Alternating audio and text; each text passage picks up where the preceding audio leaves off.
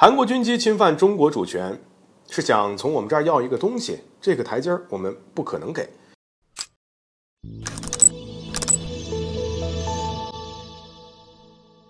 各位好，欢迎来到赵太远观察室。继韩国总统尹锡悦针对台海问题表态，声称这不是两岸问题，而是全球问题之后啊，韩国军机近来公然侵犯中国主权。据悉，韩国空军派出了11架军机，以过境加油为由呢，降落在中国台湾的高雄机场。其实这是2023年以来韩国军机第3批次降落在高雄机场，虽说不算新鲜，但一次两次降落明显是故意的。什么理由呢？那都是借口。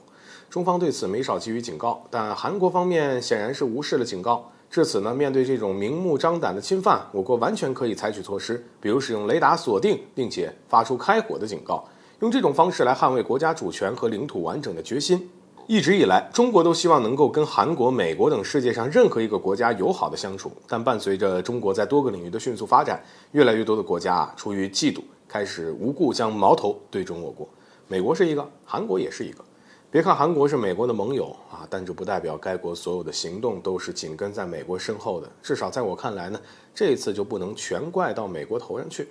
那尹锡悦政府为什么明知道在干涉台海问题会触碰到中国红线的情况下，还要在这个问题上搞一搞事情呢？一方面，也就是前面所说，韩国身为美国的盟友伙伴，紧跟在美国身后搞小动作，而基于此，那韩国配合美国在台海的恶化战略也就没什么稀奇的。前不久，尹锡悦公然支持台湾问题国家化，发表错误言论。其实外界已经很清楚，韩国跟美国是站在同一阵线上的。更何况，除了在台海问题上啊，韩国在别的问题上也跟美国站在一块儿，比如俄乌问题。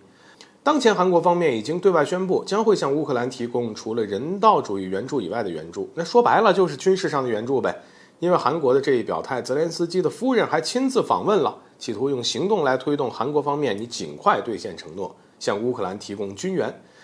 而韩国完全沦为了美国的跟班，这一点已经是毋庸置疑的。而另一方面，尹锡悦政府侵犯中国主权的目的，很大可能也是想向中国施压，试图在国际上争取到更多的认可还有支持，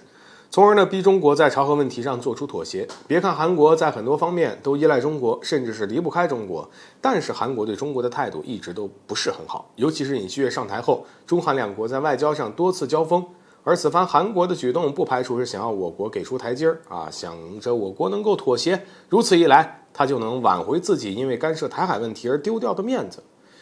如果说韩国真是这么个想法那真的这个台阶中国是不可能给的。台海问题触及了中国红线，这一点呢，我们已经不知道警告了多少次，但韩国仍然进行干涉，违反一个中国原则。对此，中国就算是再好说话，这次也不会再给韩国笑脸。所以还是那句话希望韩国能够理智的处理，通过相互尊重、协商解决问题来维护地区的和平稳定，而不是说继续干一些会加剧双边关系紧张的事情。好了，本期节目就到这里，欢迎点赞转发，留下您的精彩评论。